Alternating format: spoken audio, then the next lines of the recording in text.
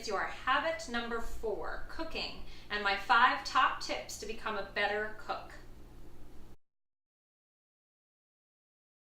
Number 1, be a badass, or at least pretend to be a badass.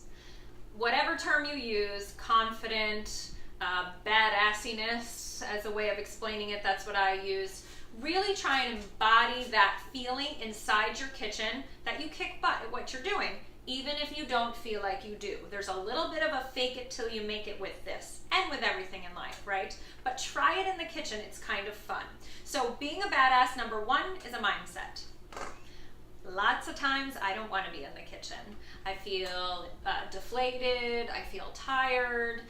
This week the baby had a cold, I'm exhausted, I have a kid who's gonna whine at whatever I put in front of him. It kind of takes the fun out of the whole experience sometimes. When I walk into the kitchen, if I make a choice to change my mindset, i.e. stop whining, that's the biggest thing, or stop feeling sorry for myself, and just put on the mindset of, okay, I can do this, I'm gonna do this. I'm a badass in the kitchen. I'm gonna make a badass meal. It's gonna taste delicious. All of those things are things I tell myself that my brain starts to believe. There's so much power in mindset. Fake it till you make it. If you don't believe it, that's okay. Find your mantra. Number 2 way to be a badass in the kitchen, your physical stance. So it's not just what's going on here. You can kind of trick your brain by feeling like a badass in the kitchen. So for example, when I would work with clients who really struggled with not liking their kitchen, and I went to their kitchen, this is how they were cooking.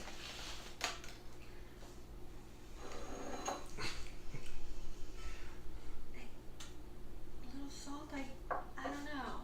Right? And they were like, I hate this. And I'm like, yeah, clearly you hate this, right? So take a deep breath and embody a stance. So widen your legs a little bit. This is important. You can come see my slippers that I'm wearing, my dirty slippers.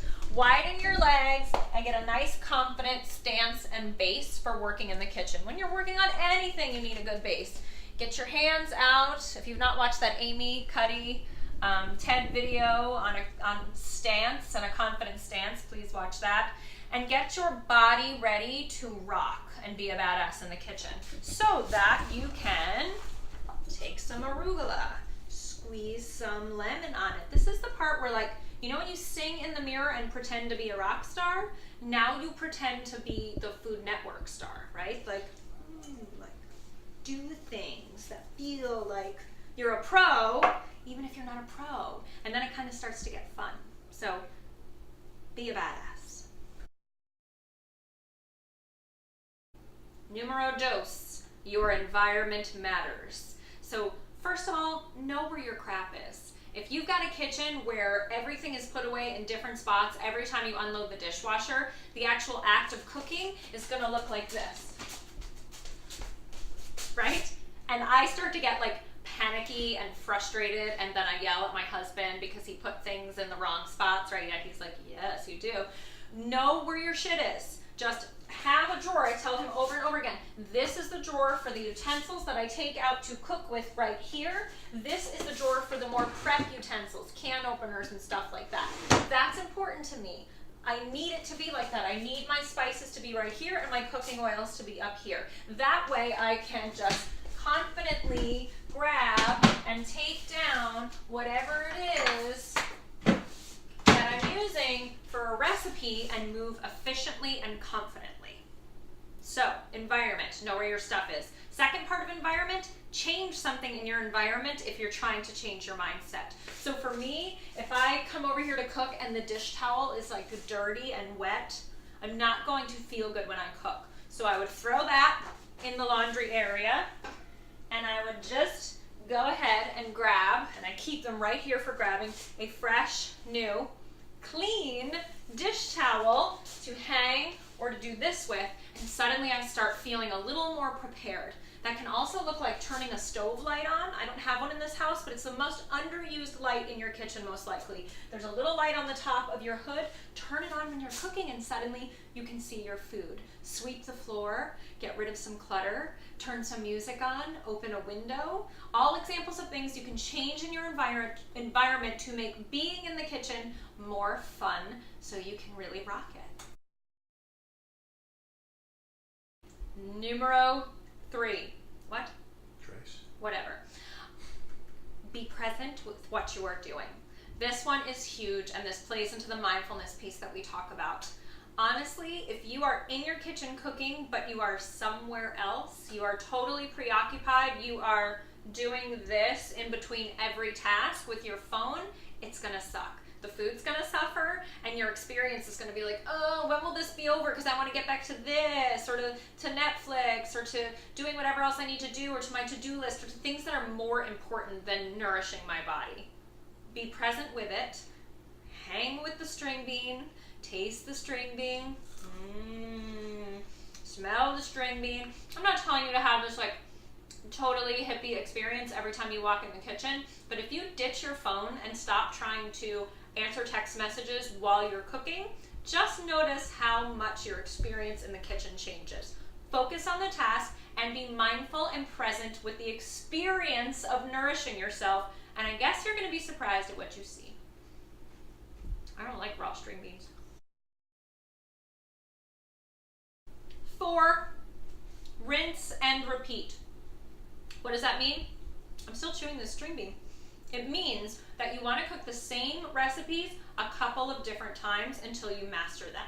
So sheet pan suppers, a skillet bowl, a specific recipe, some muffins you really want to master. It's really easy when we cook something and it's like, probably like, it's okay, but it's not amazing, to just say, screw that one, on to the next one. Go back to it one more time or 2 more times and tweak it and play with it. That act of repetition is what burns those new neural pathways in your brain, makes it a habit, makes you more confident, and then gives you a meal to kind of put in your back pocket so that your list of meals that you can whip out without having to like figure out grows and grows and grows. Wouldn't you be that much more confident if you could say like, should I do the chicken and string beans dish tonight, or should I do the butternut squash risotto? I don't know. I can do either one because I'm a badass in the kitchen. Rinse and repeat. 5th and final tip, cook like a chef. I only know a couple chef tips because I was obsessed with watching cooking shows and because I went to this culinary program in Italy, no big deal. But I took away a few things that helped me be more confident cooking, and when I shared them with clients over the years, I noticed they help them too.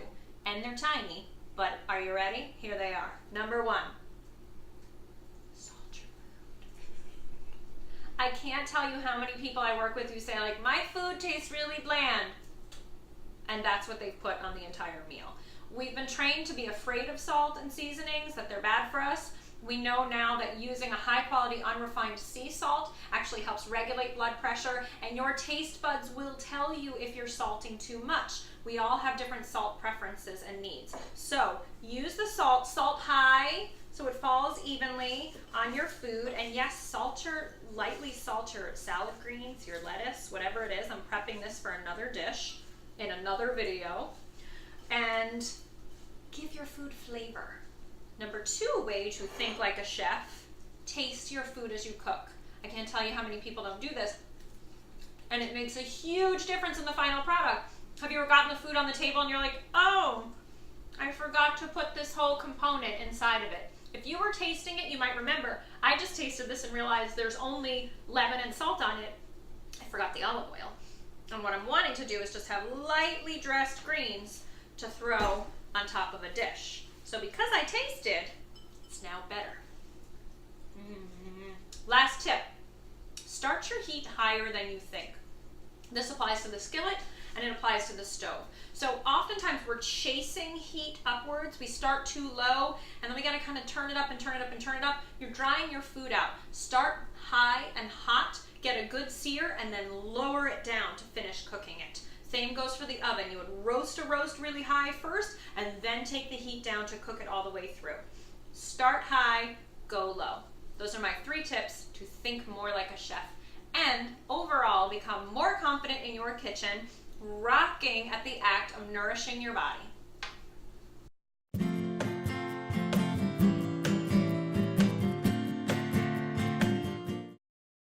I know that you're bound to answer when I propose.